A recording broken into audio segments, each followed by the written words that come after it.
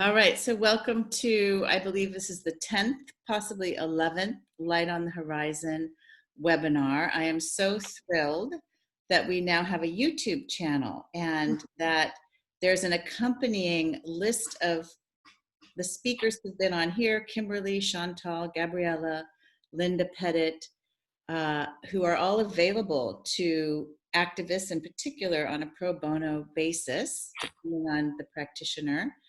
And as the YouTube channel goes out, I think it's going to be nice that people can get to see who these people are. And then, of course, people are available at all times for consulting and coaching and working with organizations and schools and businesses. Kimberly just did a retreat for the government on the Isle of Wight, for example, about the climate crisis. So I just see that as so exciting to bring the principles into how communities respond, And so I like that communities can respond. It doesn't have to be the federal government and the Trump administration. It can be our community. How does our community respond? And that feels way more doable and empowering at this moment.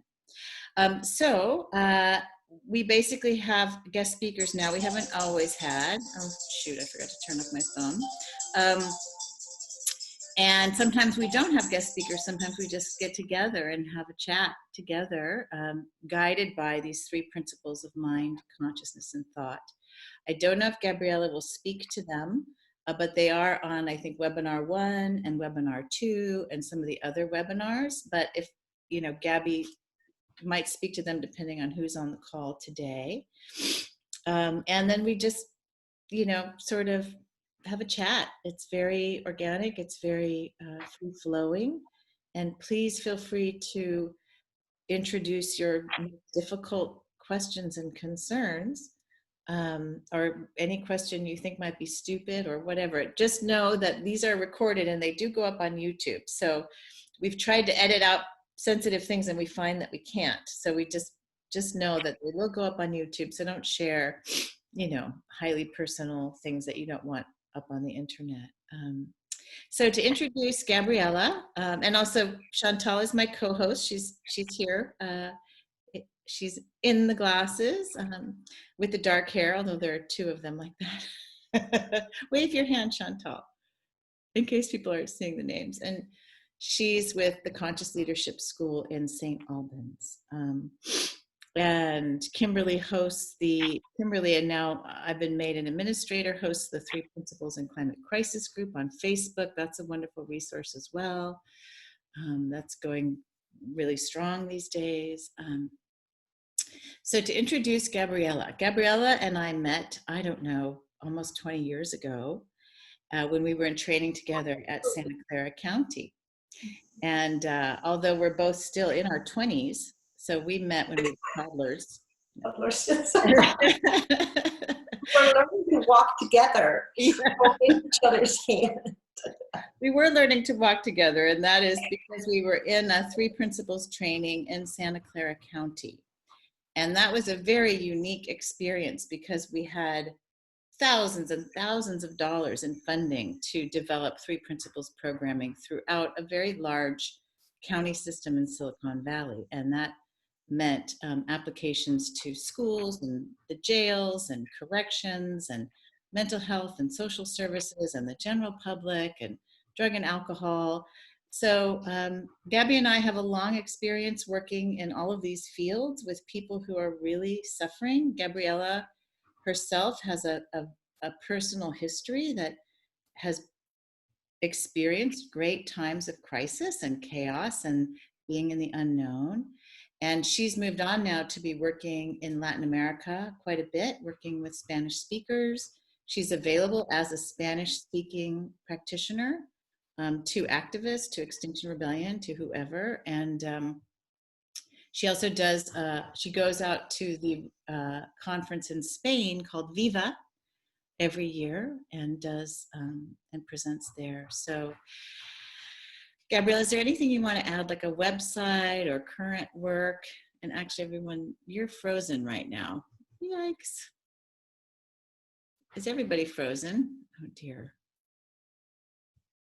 What's going on? Let's try again. A lot of government projects. And more recently, I'm working with for-profit businesses. And I have to tell you, it's a delight because I had a very jaded idea of for-profit business. And so it's been really beautiful for me that people are people, you know, whether they are in the for-profit business or in the nonprofit business. And so it's been a huge learning curve for me. And so it's really nice. It's just really nice to see that I had a lot of ideas about corporations or businesses or, you know, certain people, and that has shedded away and really allowed me to collaborate and serve and have conversations with them that are profound. Because I think some of my own biases have melted away. And so that's been beautiful. It's been beautiful and surprising. So I just wanted to share that, Amy.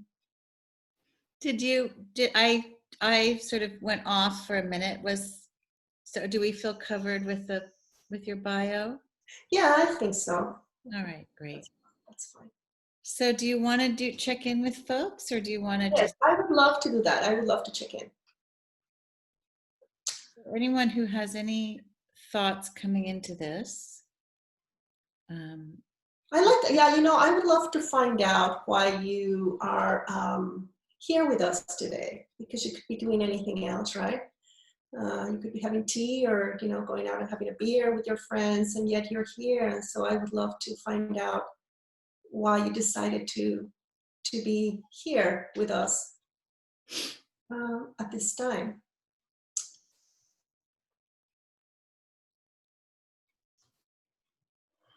Yes, Kimberly, go ahead. Hello, Gabriela. Hi. Apologies for my croaky voice.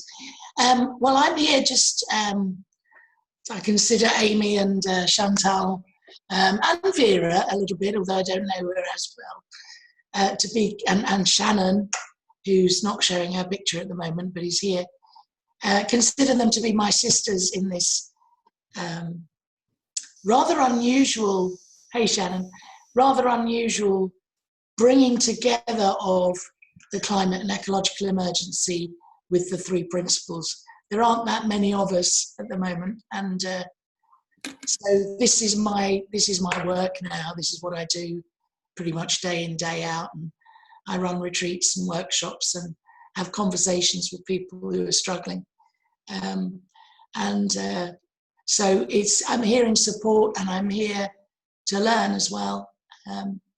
And also to contribute in whatever way I can.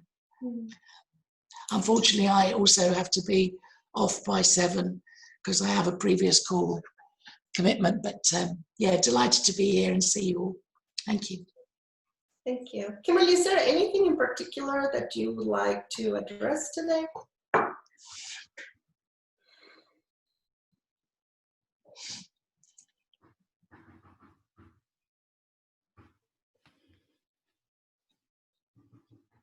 No, but I'll shout if there is as we go along.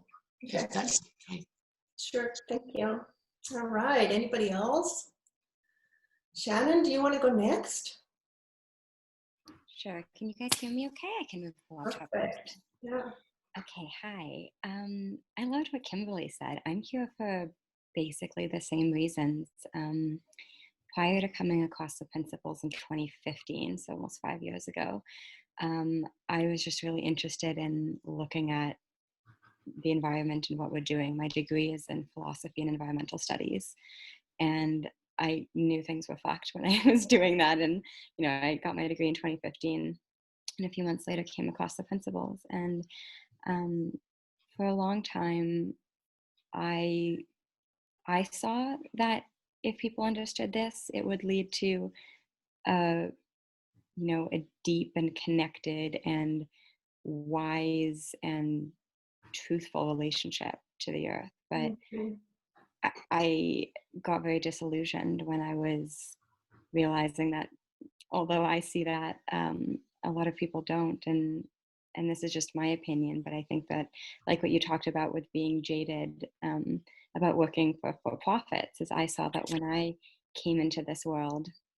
I worked as an anxiety coach for about 3 years and just retired from that last summer to focus on this crisis and a different direction in my work. But before that, I was really, disillusioned by the fact that everything in the principals community still seemed business as usual in terms of business. And there wasn't really that connection to the stuff that I saw so connected, and that made sense for me at the beginning, and is why I wanted to be in this conversation, writing books and helping people. So now I'm stepping away to think how I can do that most effectively, and I love these calls. And so I'm here to learn, I'm here to contribute, I'm here to see my own blind spots. And I think if there's any question I have today, it's how can we still hold the spiritual truth that everything is well and everything is as it should be and everything is perfect and we are perfect and we are divinity, with the same truth that we are doing horribly unspeakable things to our earth and each other. And they feel both true to me, but they're paradox. So I love speaking about paradoxes, so anything you see about that would be lovely. So thank you for being here with us. Thank you. I'm going to write it down, okay? Okay, anybody else? Paul, do you want to go?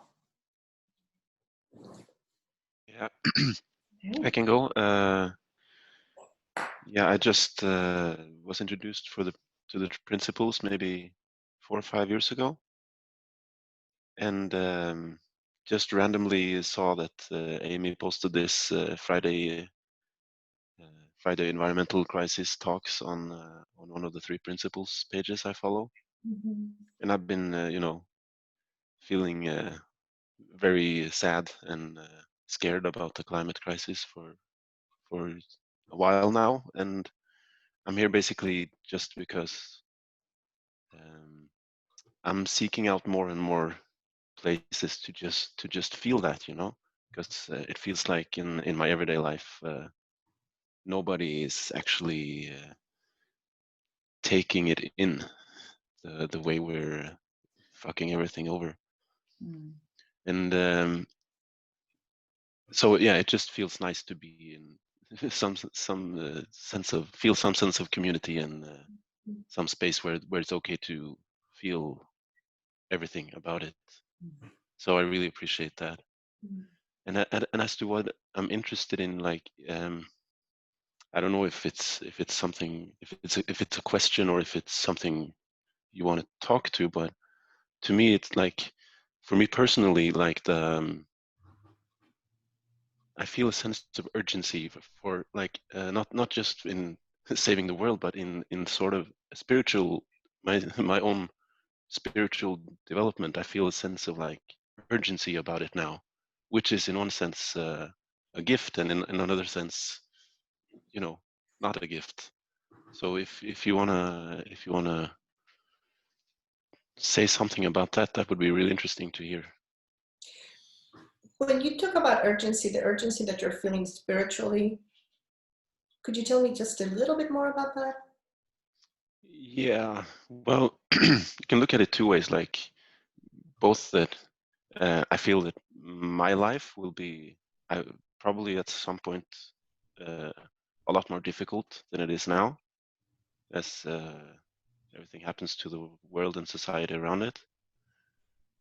So for me personally, I want to, I don't know, it just has just brought me a sense of urgency that now is the time for everything I want to do on this earth, be it for myself or for others or for the planet in general. I don't know if that answers your question. Yes, and difficulty, like, okay, it's time to take action, but difficulty like, oh, gosh, like with a bit of a sting behind it.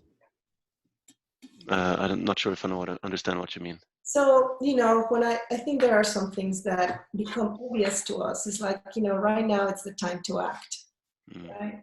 And that can be empowering, and it can come with a certainty, right? And you move along and you move along. And sometimes we feel like, oh shit, we better get on it. Oh shit, you know, like that. This is the oh shit kind of a feeling. So I'm wondering, that's what I was asking you. Is it a sense of empowerment? And I guess what I'm hearing is that sometimes it's a sense of empowerment moving forward, and then sometimes it's like, holy shit. Yeah, it's both. Absolutely. All right, great. Thank you, Paul. Okay, we have one more person. We have two more people, actually. I don't mind saying something really quickly.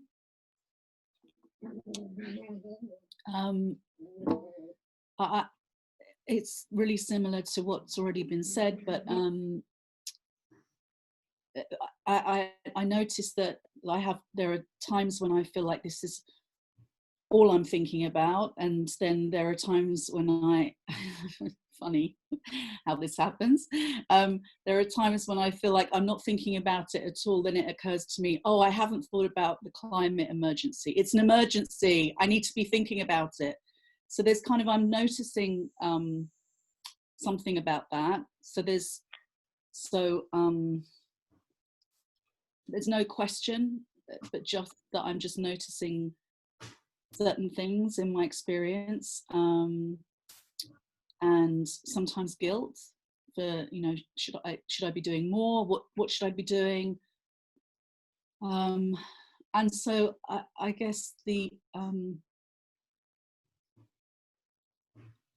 idea of stillness it feels really important to me right now, but it also feels like it's important as a place to come from as well. So I just really want to listen to you and see what I hear at a deeper level. Great, thank you, Chantal. We have one more participant. I guess that would be me. That would be So I'll just repeat. My name is Melanie. I have been studying nonviolent communication, and I have been lately delving into interpersonal neurobiology, and I'm doing all of that because I've been an activist for about 6 or 7 years now, and I'm starting to lately believe that I'm actually doing harm instead of helping by being an activist. I mean, I think some of it is helping, and some of it seems to be like, even though we're out of time, the rushing around that is happening everywhere feels like harm to me. And I tend to speak up. I can be very outspoken and often perceived as disruptive. And I can no longer have the capacity to absorb that cost. And the loneliness that I feel about it is leading me. There's somebody named, oh, there we go. Is leading me to want to leave the world of activism, at least for now. So that's one of the reasons I came here, out of curiosity to hear how other people are holding all this. Thank you. Thank you so Can much. I ask where you heard, are you with Extinction Rebellion or PDA? How did you link into I have been with Extinction Rebellion. I actually just started doing some organizing with the Animal Rebellion in the US. So Yeah, just to clarify, my main background in terms of activism is animal rights activism, which, as I'm sure some of you are aware, is can lead to quick burnout for people. So that is what I'm trying to mitigate. Thank you. Thank you, Melanie.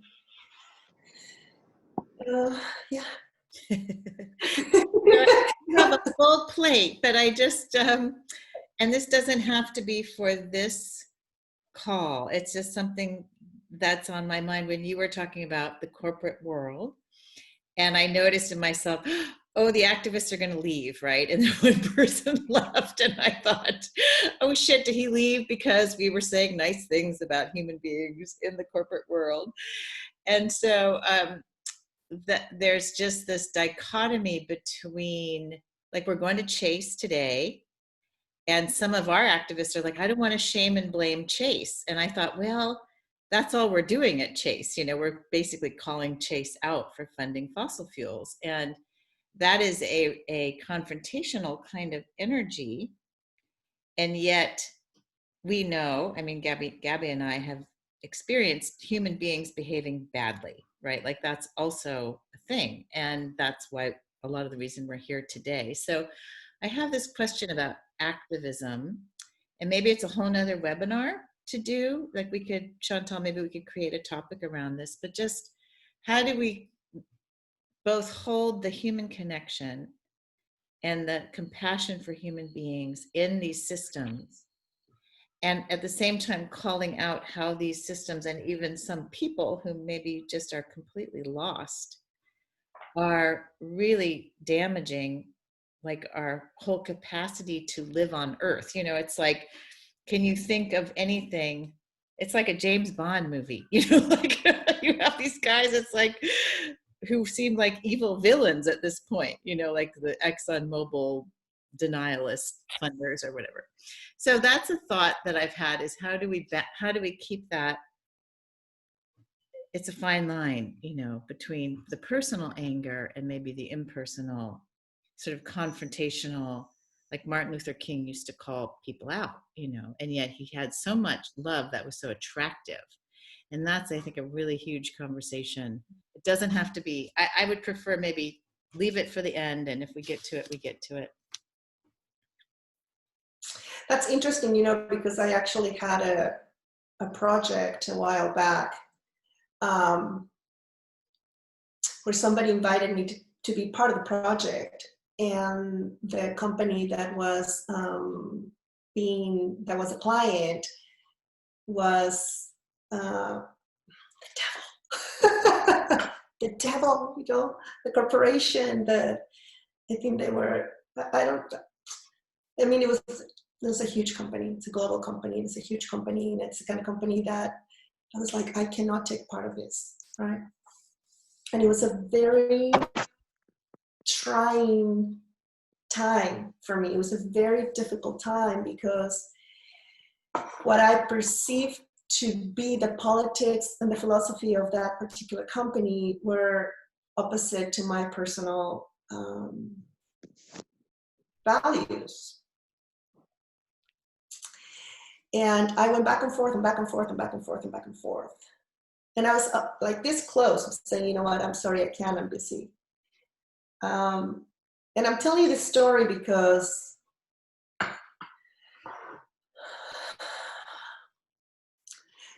for me, decisions like this are very personal and are very spiritual. So I sat myself in a room, and I really tried to get as still as possible. And so when this was happening, when I was trying to get still to see what action to take, there was a lot of ideas just jumping at me, you know? Would I be supporting this? Ethical questions that would just like, you know? And so it took me a while. It took me some time to be able to get still enough to discern what step I could take in pro of the kind of world that I would like to have. And it was hard. It was hard to get still because I had so much opinion about it. And in one of these times of, but I knew this, I knew that I had so much reactivity in my mind that I could not really make or discern a wise choice because I was so reactive. I could feel it in my body and I could feel it in my mind. Unfortunately, the people that asked me to be part of this were patient with me. So I knew that. And I knew that I wanted to make a decision from stillness. And so anyway, in one of the times of stillness, I got the sense of, for things to change, conversations need to happen. And conversations cannot happen when I'm absent. And for things to change, we need to remember what we have in common. We need to have a sense of connection to others. Because otherwise, things just stay. So I went for a week, and I think that was the first time that I started discovering there's no such thing as corporations or systems. There's people. There are people in companies working together, and there are people that move systems, but there's not a system that has life, and there's not a corporation that has life. That was a huge shift, maybe a little disorienting, because we talk about it as, there are systems and there are corporations, but in reality there are people, and these people work there. And so I think that was a big change for me. That was a big change, this idea of I have a humanity that I share with every other human being on earth. And it's very interesting because Amy and I have worked with people that have killed other people in jail. And yet, and done horrible things to other people, little kids, and all kinds of stuff. And so Amy and I have experienced connecting with these human beings beyond their behavior. And so I think that was very helpful because I knew that it was possible. I think that was the first step to seeing beyond what got in my way, right? To kind of have the impact in the world that I like to have.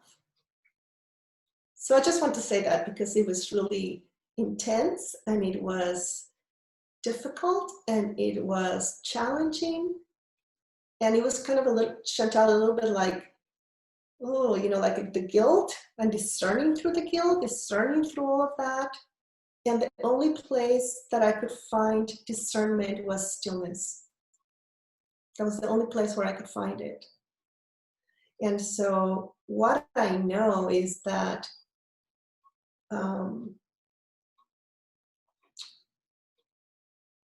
there is so much frustration right now, and people really believe, wherever you are in this, the people really believe what they believe.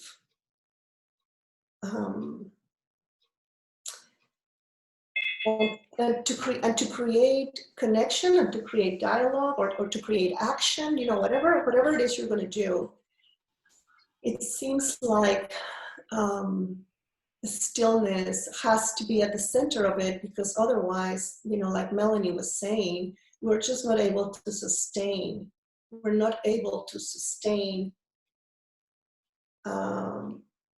action, conversation, movement, whatever it is we're doing, from urgency. It's not sustainable. So, I want to tell you about this person that really impacted me. He really impacted me. I was listening to a public radio station here in where we live, and they were interviewing somebody that had worked really hard to pass gay marriage. And gay marriage was passed in California, and then I guess it was taken back, right?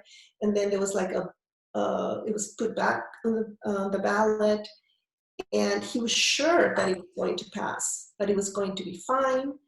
And it was shocking because it didn't. And he had been working for this like 20 years, right? And it was shocking. And what happened was that in listening to that interview, they asked him a question like, well, what did you experience when you realized that it didn't pass? He says, I got so quiet. And for the very first time, I wanted to find out why people voted against it. And then what he did really, really, really impacted me. He said, I found people that voted against it, and I went out of curiosity and neutrality, and I wanted to find out what happened. And the reason why that shocked me is because when you feel so passionate about something, and when you see something should be differently than what it is, it's really one of the first things that leaves, I think, is the sense of curiosity. We just want to move people. It's like, look, hello, how can you not see this, right? And what he was talking about is that he developed conversations and he got to know these people. Some people changed their mind and some people didn't. But I realized the importance of when it's an issue this big, the importance of having conversations with people from stillness, because otherwise what we get is the reactivity, right? So this has been a journey for me, finding stillness in times where things need to get done. And I understand, Paul, I understand the idea of urgency, right? Like, okay, hello, we need to do something here really quickly. And it almost feels like opposite, urgency, like action that needs to be taken very quickly, and stillness. But when I talk about stillness, I don't mean like staying immobile. I mean the sense of stillness in your heart, in your mind, in your spirit. I had a recent experience with the shooting that happened in my town.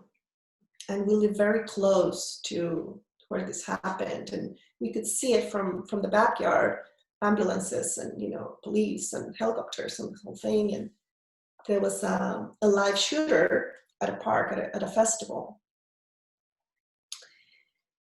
And my husband is an ex-police officer, and so we started getting the intel of what was going on. And at one point, we heard that there was another shooter, a second shooter, coming towards where we live.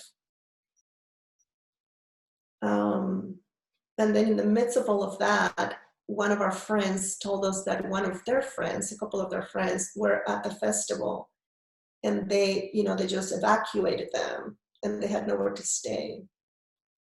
And I was in the backyard, and I started crying because it felt so unreal. I come from Mexico City. Mexico City is a huge city. And if you know the news right now, it's super unsafe. And now I live in this little tiny town that I've always felt super safe at, right? And now there's this active shooter, like, I don't know, 2 kilometers from the house. I was melting down because it felt very real. And then when my husband came outside and said, hey, we need to go pick up somebody's friends because they're out there, it was so interesting because I went from total panic and fear and crying to this bubble of serenity in my heart, knowing that I had to move because we had 3 people coming over to our house that had just witnessed the shooting. And I was talking to somebody and I said, you know, I have to go. I went in there, I started making beds, I started cooking, we started preparing. They got there, they were totally, you know, because they saw the shooting, they saw the whole thing. And what happened is I realized that the best thing that I could do for them, I mean, besides, you know, the feeding and all this stuff, was just to listen with serenity and stillness as best as I could. And so they spent the whole time, they spent, like, you know, like a day with us, and it was, I could feel my mind is like, oh, I need to do this, I need to do that. And then I could feel this bubble of be with them, just be with them. And I think in the midst of this movement, in the midst of actions that we're going to have to take, in the midst of these conversations that we need to have, there is something very powerful when we come from that. You know, when we come from the quietest, the stillness, the most central part of our soul. It's interesting because I think when we experience that with each other, that quiet, you know, other people can feel it. And we can start having conversations that are difficult. I've had very difficult conversations with my husband because we belong to different political parties, right? And I have to tell you, I'm sharing this with you because I want you to know how personal I have felt it in my life, you know? When the last election happened, I was looking at my husband with the same kind of ideology as I looked at corporations. How can you be doing this? You know, it was really like,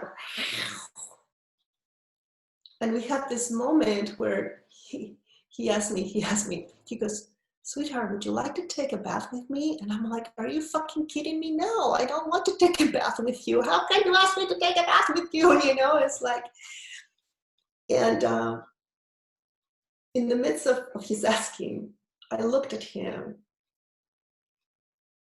and I saw my husband. You know, I saw my husband and not our ideology and not our actions. Fortunately, what happened? I weave back and forth from my ideology and my feelings and him and seeing my husband, you know, and then also weaving through my ideology of corporations or this and that or that industry or this industry and seeing, you know, these people are people.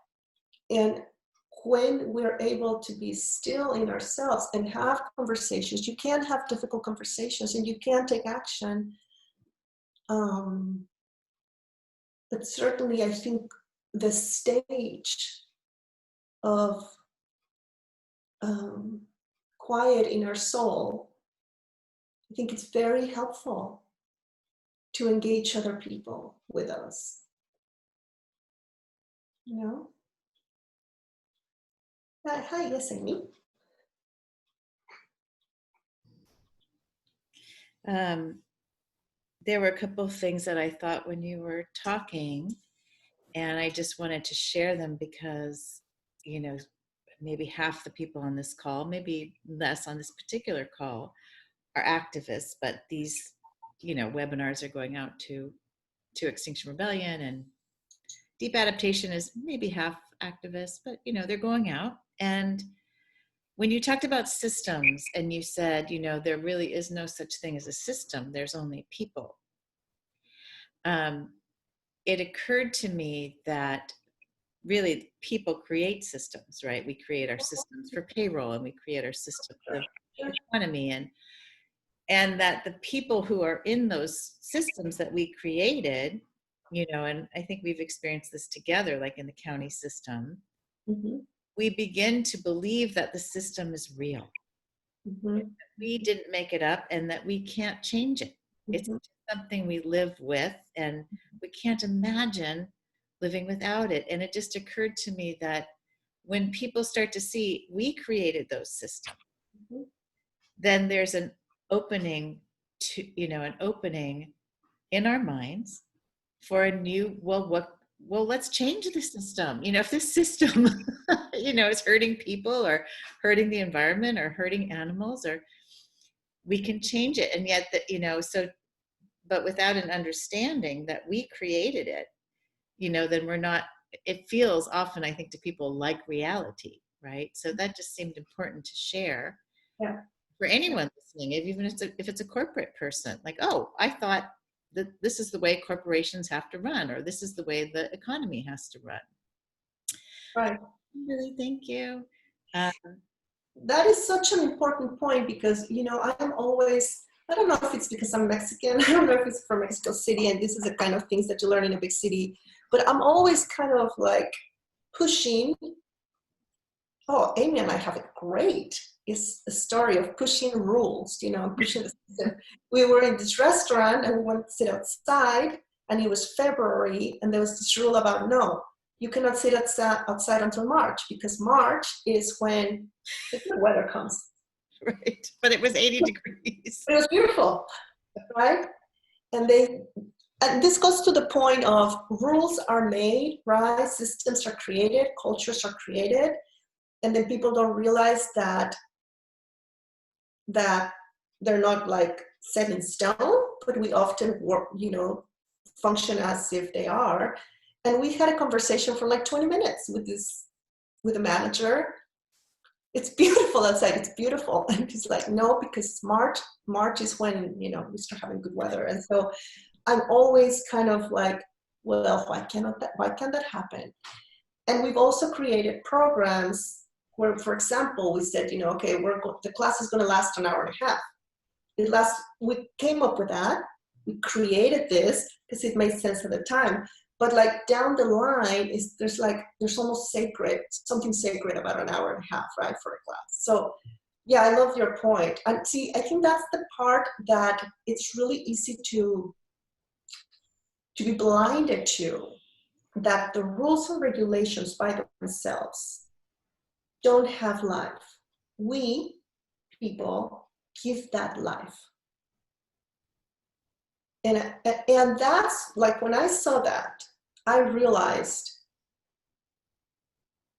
I have to go to this project, and I want to get into conversation with the people that are working in this particular organization.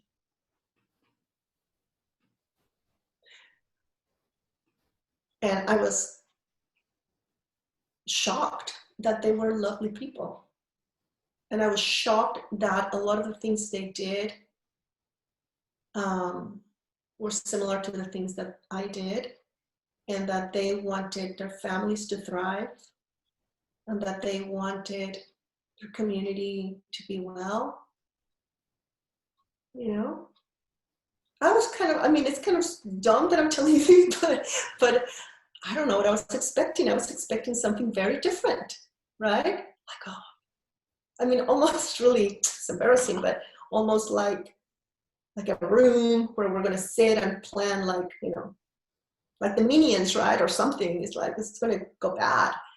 And they were just like lovely people with families and pets. that wanted to have a lovely life, right?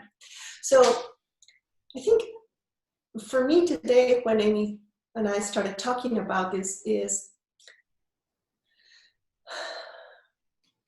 I think we realize that there is something about really understanding the state of mind or what's happening inside of us and how that impacts our actions and our conversations.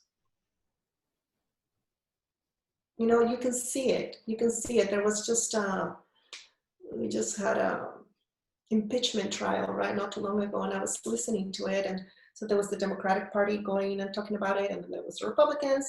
And you could tell that when the Republican people were talking, they were talking to the Republican, hoping to convince the Democrats.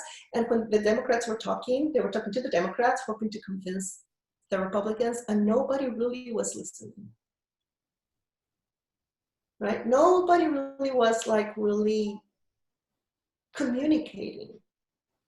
And so I just sort of have really personally, and also, you know, just my philosophy in the world, I've seen how important it is to understand the place that we're coming from, whether that's a conversation or an action, right? I mean, it just impacts people because it opens them either to listen to us better or to shut down and resist.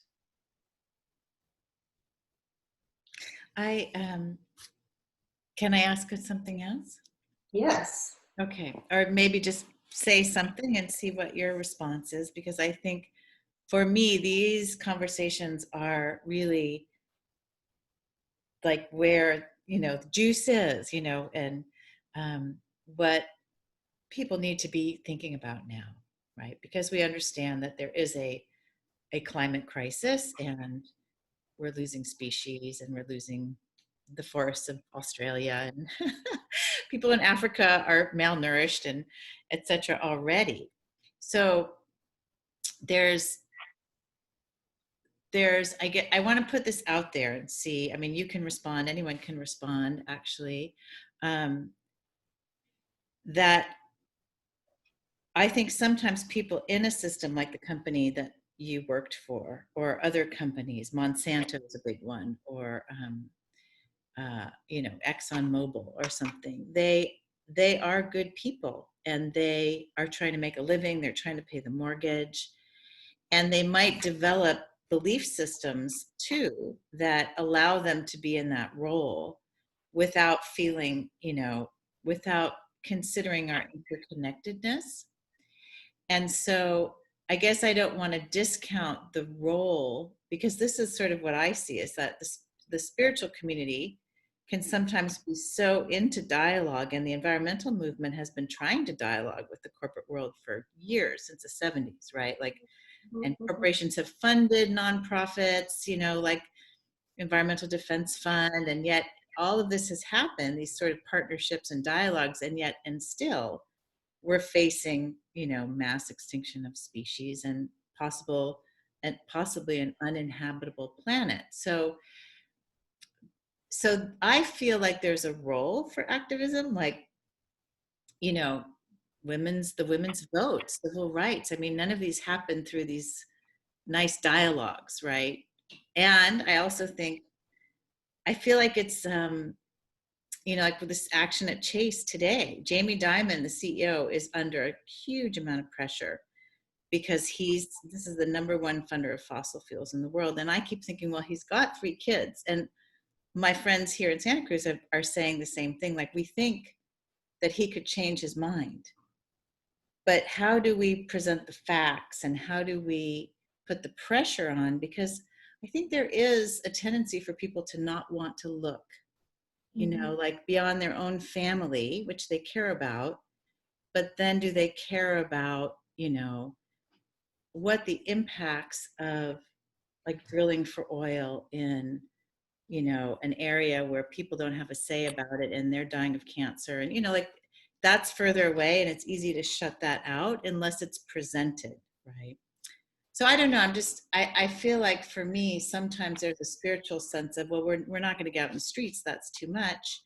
And yet I look out at history and I see how people had to at some point, they just had to. And that was part of the movement in consciousness toward human freedom and human equality. So I'm just putting that out there. Yeah, and I'm not saying, I'm not saying that actions, whatever your action you decide to take, it's not a good action. I guess my greatest concern is that it's the well-being of all the people that are working so hard. Because it's like, like Melanie was saying, it's not sustainable. After a while, you're just kind of like exhausted, right? Mm-hmm. So I think it's perfectly possible to sue somebody. Corporation, you can sue the corporation. I'm not saying that shouldn't happen, or fire somebody, or write somebody, or whatever it is you're going to do. I'm just concerned about the health of the people that are working so hard.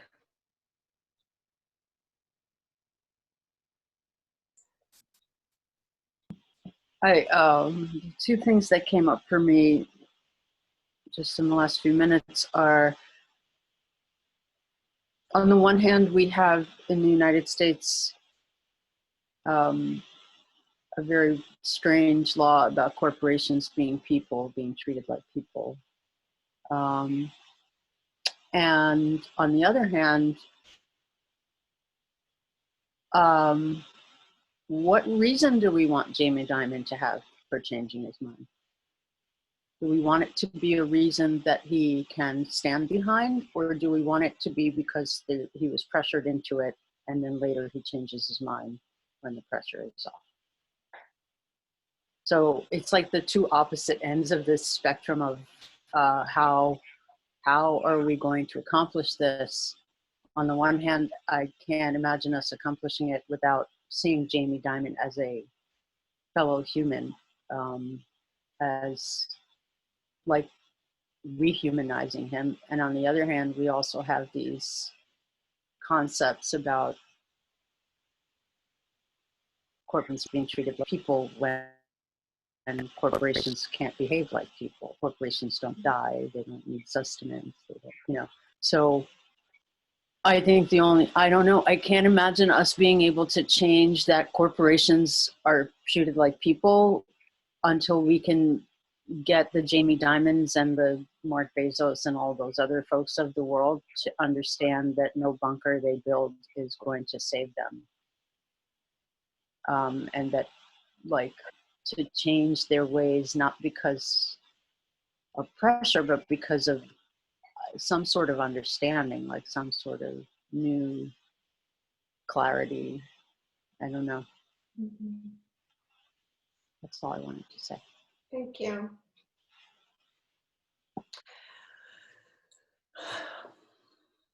This is a biggie, right?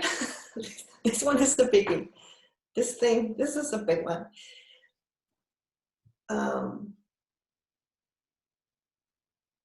I think what I know is that if there is a constant state of urgency and stress, it's not going to help. It's just not, And I'm not saying that we shouldn't feel stressed or anxious. That's not what I'm saying, okay? Because that's normal, right? Like we can feel, that's fine. I'm just saying that it is important to see the value of operating as people and as individuals and as organizations. From a place that is not killing us, right? Or from a place that is not the modality has to help us get inspired and move towards action in the best way we can. And so that's why I'm here. you know, I'm here because, like in my own personal life, and you know, when I've been in situations where it's been like an urgent emergency, or you know, like an environmental thing, what I noticed is that there has always been people that were impactful, and a lot of that were impactful. Some of these people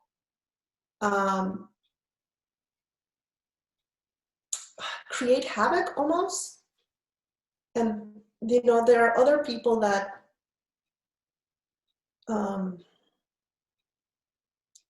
their serenity and strength and knowing moves people in still in the direction that we want to move towards. Okay, it's still in the direction that we want to move towards. So anyway, you know, I don't know if there is any comment or anything, but even Can you see the chat box? no, because I get distracted. If I look at that, I get completely distracted.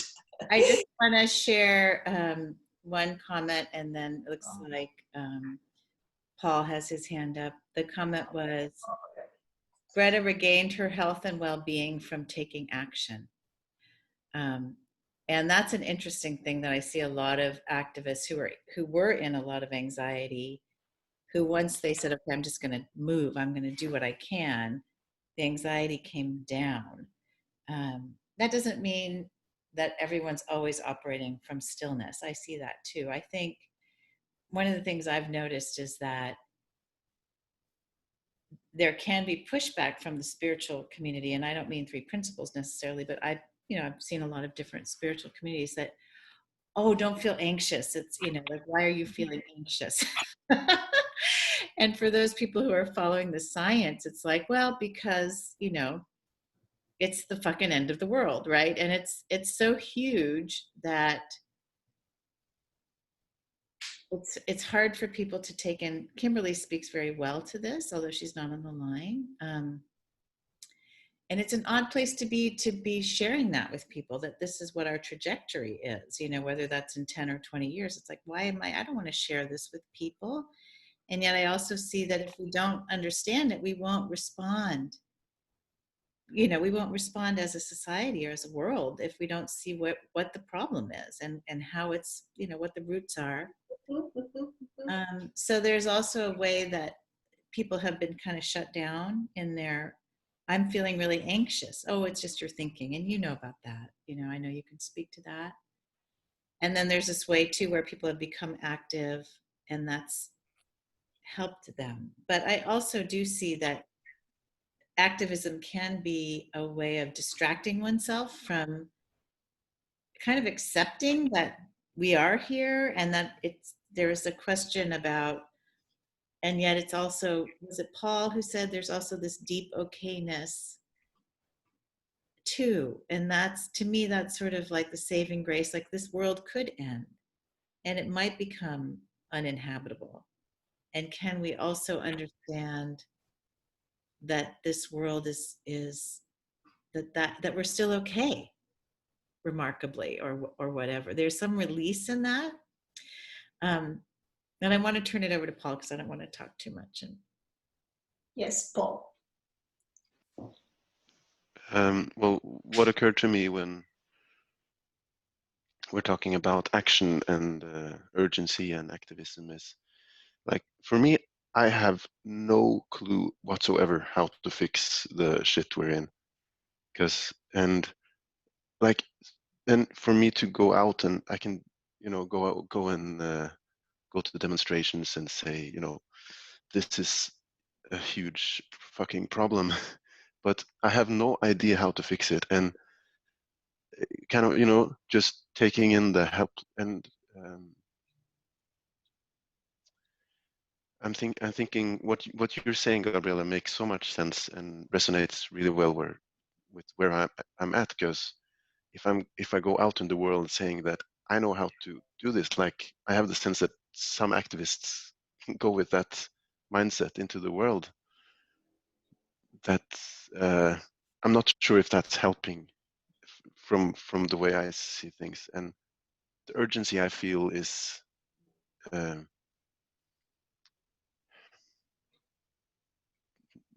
I feel this spiritual kind of power or force or stillness, that, like you call it, like I feel it's so urgent to dig into that, or to allow it, or however you see it.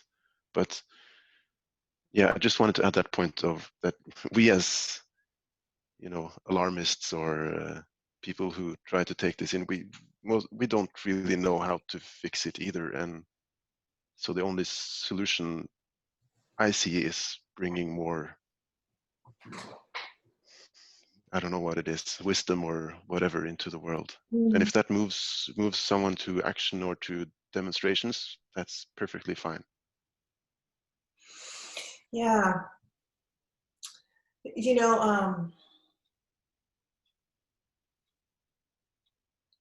How old are you, Paul?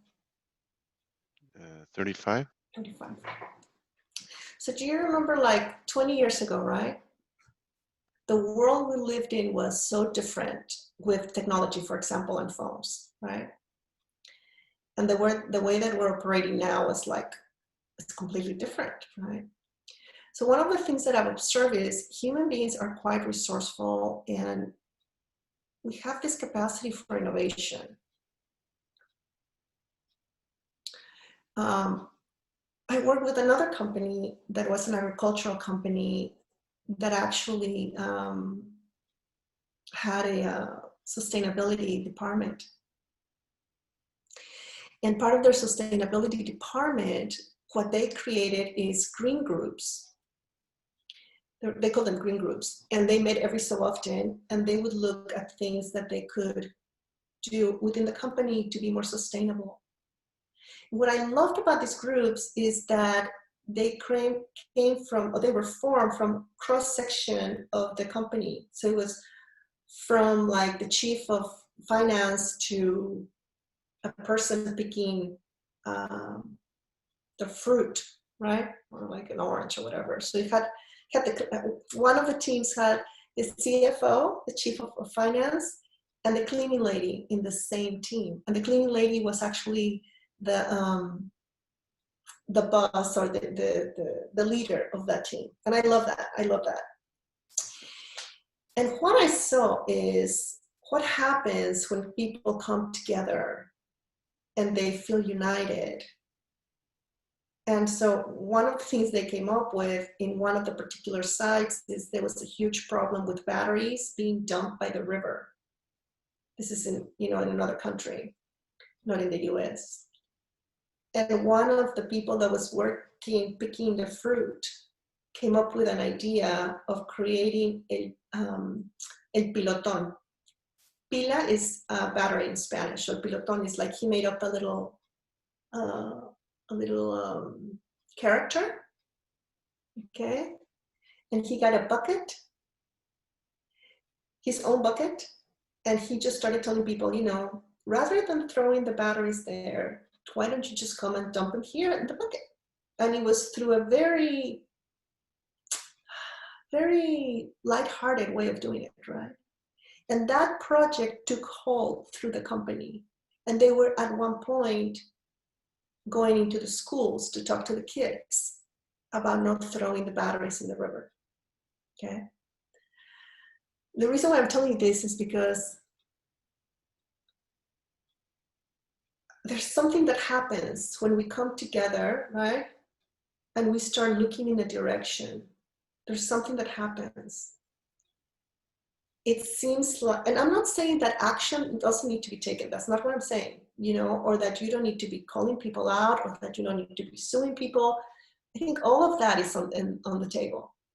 But there is something beautiful when we are on the stage of stillness. I mean, there just is, right? And so I feel for us, I feel for people that consider themselves activists when we are inundated by anxiety, because it becomes paralyzing and it's horrible, right? And so there is a series on Netflix. It's called Inside Bill's Brain. It's about Bill Gates. And Bill Gates apparently can have like 6 projects running in his mind at the same time. And they were asking Melinda Gates, what is it inside his brain like? And she says, it's total chaos. It's total chaos, because he can hold data, so much data at the same time that it's just confusing and stuff. So one of the things that he does is he takes a weekend away often to reflect. And what Melinda was saying is, you know, when he comes back after reflecting, that's when he is the best leader that he can be. And so if you follow, you know, that's just a really great documentary. I recommend it. But one of the things that happened is a few years ago, he was trying to figure out how to have a toilet that didn't utilize water. How could he have a sanitation system that did not have to rely on the kind of system that we have in other parts of the world? And there is this toilet that takes poop, puts it through a whole entire system of filtration, and the result is clean water, drinkable water. So that's the kind of resource that we have. You know, I mean, if you look at humanity, just like we have created systems that have us where they have us now, we also have systems that have helped us as humanity. Is this making sense? This idea that there is a capacity to move forward and to take action, you know, and then we become really powerful, I feel, when there's stillness. You know, and stillness can be, you know, we really need to sue this corporation. I actually know somebody that sued a large organization that I used to work at, because he saw something that was not working well. And he was super calm. He says, you know, I just see that we need to move forward. And he continued to sue them. So I love to know what's resonating for you guys. Yes. Melanie, go ahead.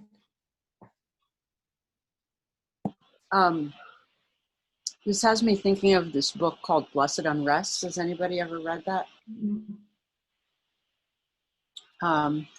It's Paul Hawken, the same guy who wrote Drawdown. Is that familiar?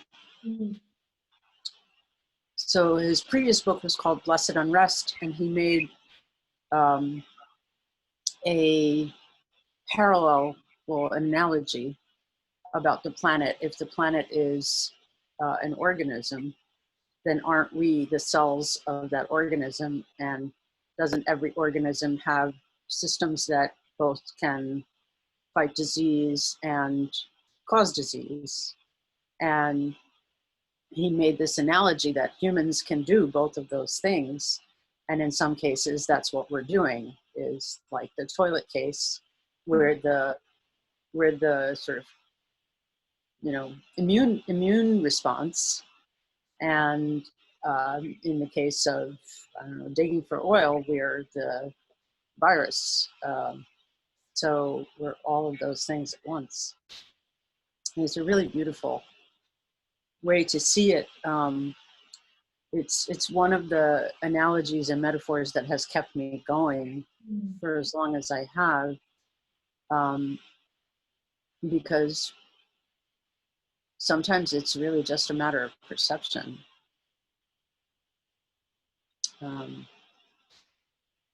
Yeah, which is why I look at the word rebellion now. And at first I was like, yes, we need a rebellion. And I jumped in and was like, yeah, let's rebel. And now I'm saying, like, I'm questioning that. Like, just even listening to your what you're saying about stillness, like sometimes that's a lot more powerful than rebellion. Not that rebellion isn't also useful. I just don't want to put, I guess, all of my hopes into being anti anything right now. I think that's beautiful. I think when there is the sense of openness, you know, and freedom, and saying, you know, yes, I can sue you, or I could fire you, or I can say, you know, this really does not make sense, right? You can say it with truth.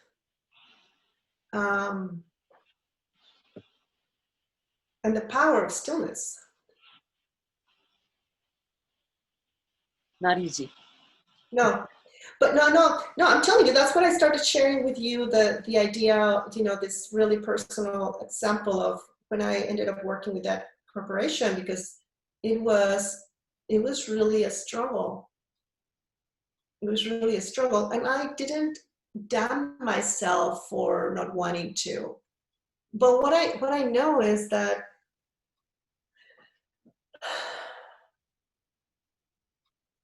I know that I am the most powerful when I can hear my own wisdom beyond my opinions, you know? And it's fine, I have opinions because I'm a human being, but I've seen what happens when I operate from that central wisdom that we share as people.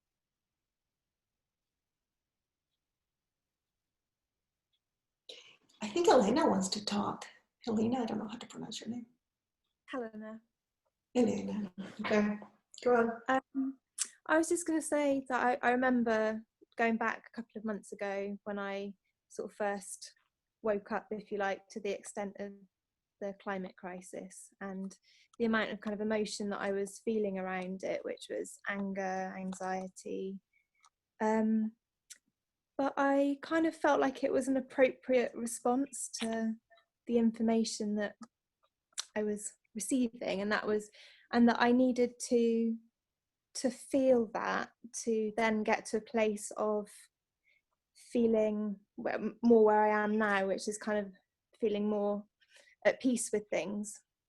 But I can't imagine having got to that place without having allowed all of that emotion. But I think it's through like joining this group and doing other things, like not getting stuck in it, but allowing it to be there, because it feels like it feels really appropriate. It doesn't feel like a misplaced anxiety or fear, like it's just a kind of thought, my mind kind of taking over and being overactive. It feels like a really valid response to something that's so kind of huge. That's all I wanted to say. Yeah, and you know what? I really love that point, because I hope it's not coming. I hope that what I'm saying is not coming across as you should not feel whatever it is we're feeling. I hope it's not coming across as that, because that's not what I mean.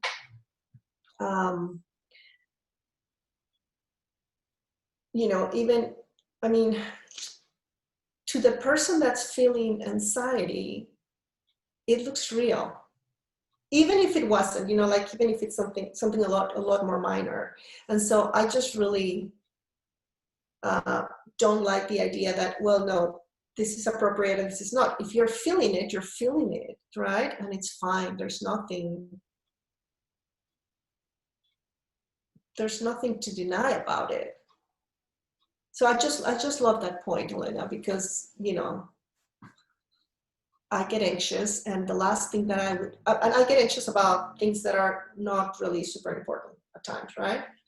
But when I'm feeling like that, it's not helpful if somebody tells me, well, you know, you shouldn't feel anxious about that. Because to me at that moment, it feels intense.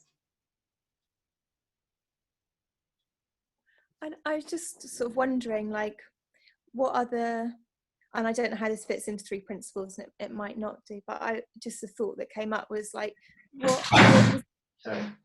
what was the original purpose of those emotions? Like when we have fear, it was to act in response to something, and usually that was a very immediate fear, a very immediate threat. But I'm just wondering about some of the emotions that come up, and talking about like their appropriateness, whether whatever their original function was, whether it be to act or to, I don't know, I don't know if anyone gets what I'm trying to say and can elaborate on it. I don't know if I said that very well, but yeah. Go ahead, Amy. I just, this is just something that I think is important to share on all of these webinars, which is that if people are coming from the positive deep adaptation group, for example, or, you know, even reading the last IPCC report, you know, it is the reality of our situation is that we are losing species, and we're losing them rapidly. And you know, water's drying up, and you know, we may have mass migration. And Jar Jamal, who's an author who came to Santa Cruz to speak, who's done a lot of research on global heating, you know, said to the audience, billions of people will die. Like that, I'm pretty sure of that. And he went into a period of depression for like a year or so while writing the book. And we know a lot of scientists are going into depression and having anxiety because, you know, of what's happening. And so there's one of the reasons I wanted to put these webinars out is because, you know, Kimberly said at one point, this is the biggest fucking 3 principles challenge of my life. You know, like, this is it. This is the biggie. Can we stay grounded?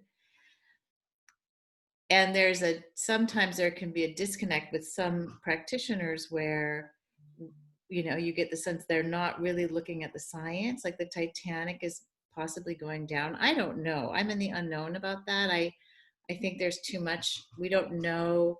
You know, some of the projections are not based on a rising up of people, you know, to really, you know, Chase, the bank, just put out a document that basically says all those things. I mean, it could have been written by Jar Jamal or Jem Bendell. Chase Bank is saying at current, you know, trajectory, we cannot guarantee that human life will be sustained on the planet. That's Chase. So I just really wanted these to be also a deep acknowledgement that this is really hard, you know, especially if you have children and you feel responsible for them, or you wanted to have children and now you're thinking maybe I shouldn't have children. Like, it's just so huge. You know, sometimes I say it's not something I ever expected to have to deal with in my lifetime. Like, it's insane. You know, it's like my friends in Santa Cruz are like, what the fuck? You know, it's just like WTF, you know, like this is just too much. And all of us would like for it to not be happening, you know?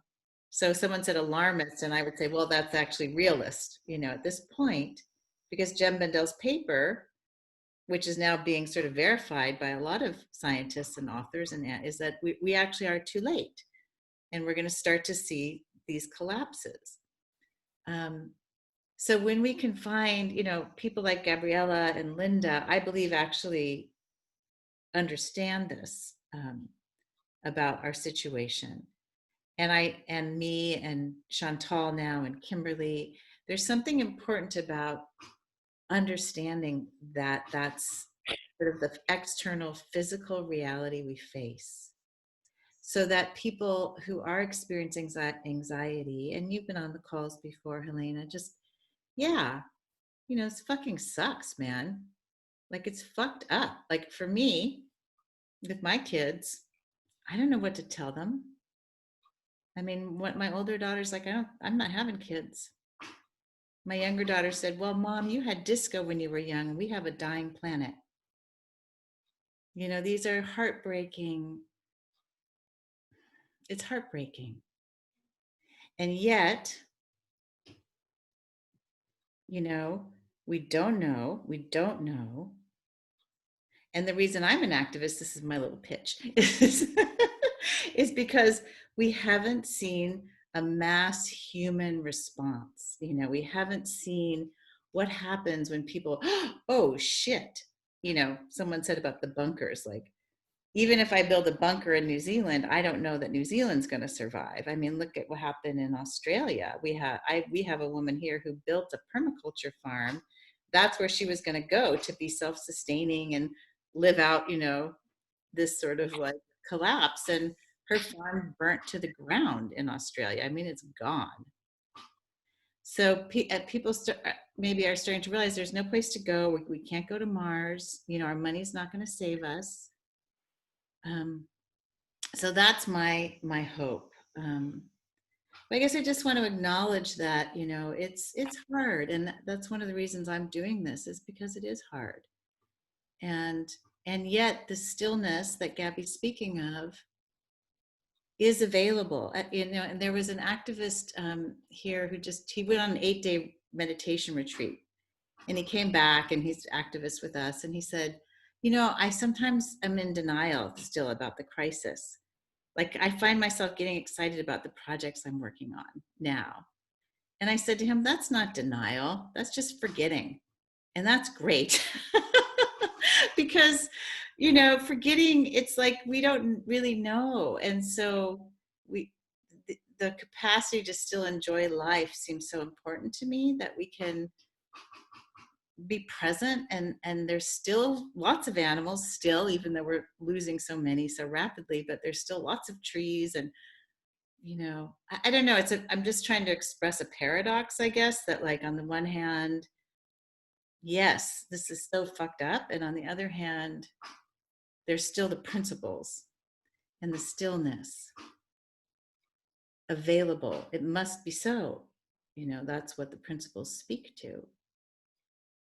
And that we can let go of projecting the future, which is what we tend to do with this, and be still. Gabby, do you want to comment on that? Or?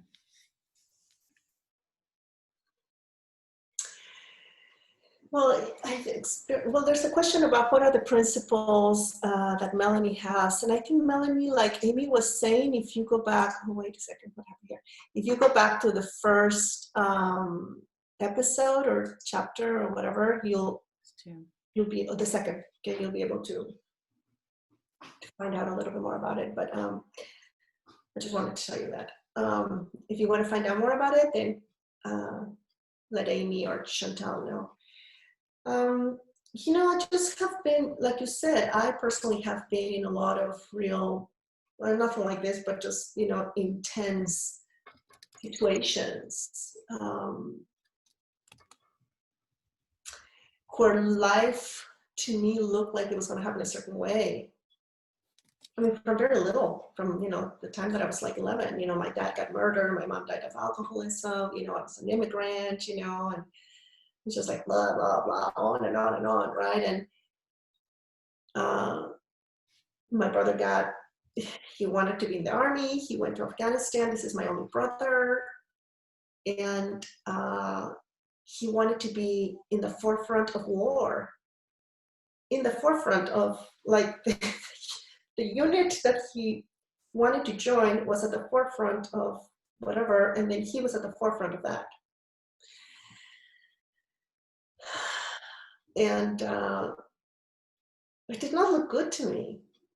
You know, it did not look good to me being an immigrant at 15 and not speaking English so well. It did not look like, you know, with the shooting, and there's just so many things, you know, there's been earthquakes and all this stuff. And I've experienced chaos in a very personal manner.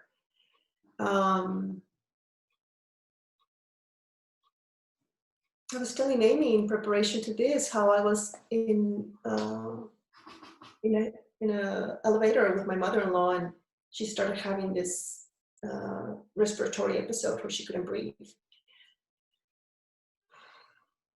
And the reason why I talked about stillness is because what I've realized is that in the midst of chaos, like where my life can be in danger,